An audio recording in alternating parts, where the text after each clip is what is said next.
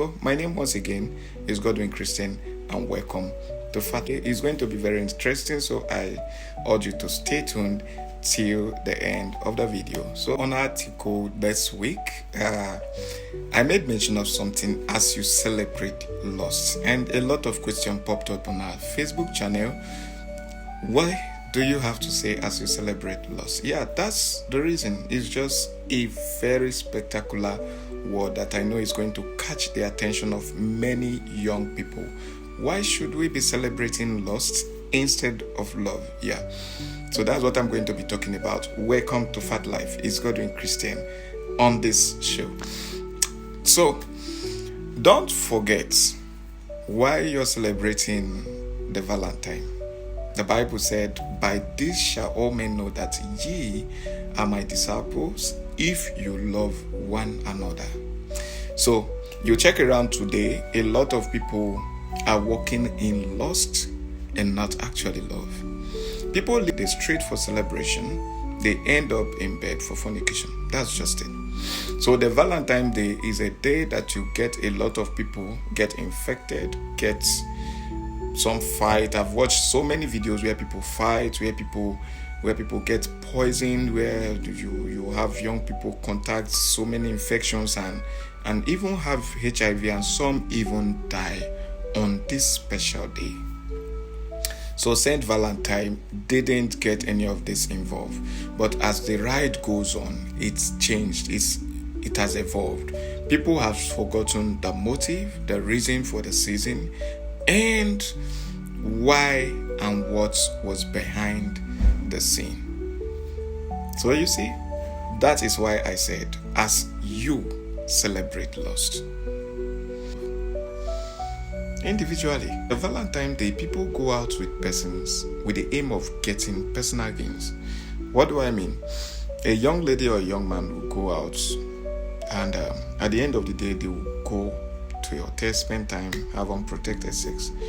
One person among these two fellows are actually infected. Nobody would tell themselves the truth that, yes, I am this, and because of this, I can't do this with you. That is the show of love. I can't do this with you.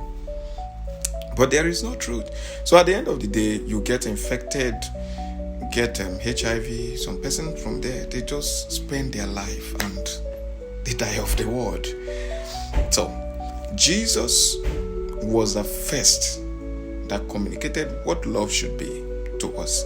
What do I mean? The scripture in John 3:16 says, "For God so loved the world that he gave his only begotten son." Jesus died for us. These were for our personal gain and not for his personal gain. So Christ dying was to his pain. His death was to our benefit. He did not expect anything in return. And that is what love should be.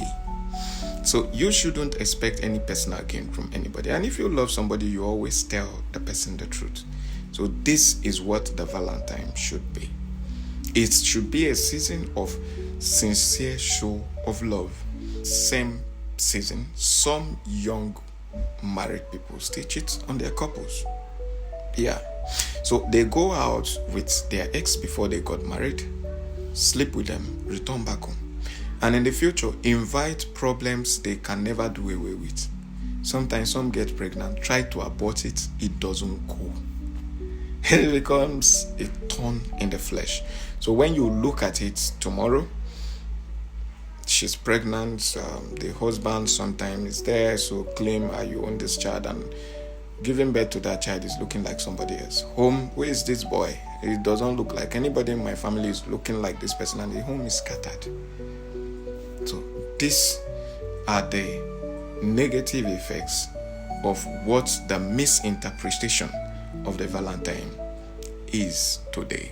So you have home that scatters, you have young people as a result of the Valentine, they try to do what we call abortion, and at the end of the day, they lose their life. They just go to eternity just like that.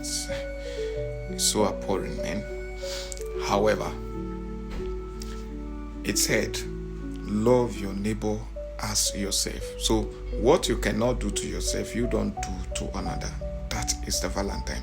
And what you can do to yourself, do that likewise to the other. that is what the Valentine is all about. So you see, today it is your choice to have a show of sincere love. If you're married, it's a season where you are supposed to look at your husband in the face and tell him, darling, I love you. If you're not married, it's a season where you're supposed to look at your neighbor in the face and let them know, I sincerely love you. And if you want to gift your gifts, some ways God opened doors for marriage by this means. You can meet your spouse, but not to do nonsense. Okay, so it is up to you to love your neighbor as yourself. Love your neighbor as yourself. That is love. So when you love your neighbor as yourself, we will build a society that is free of whatever will set us back. And we'll build a society where you and both me can grow. So that is what we have for you today on Fat Life. Sincere love, not lost.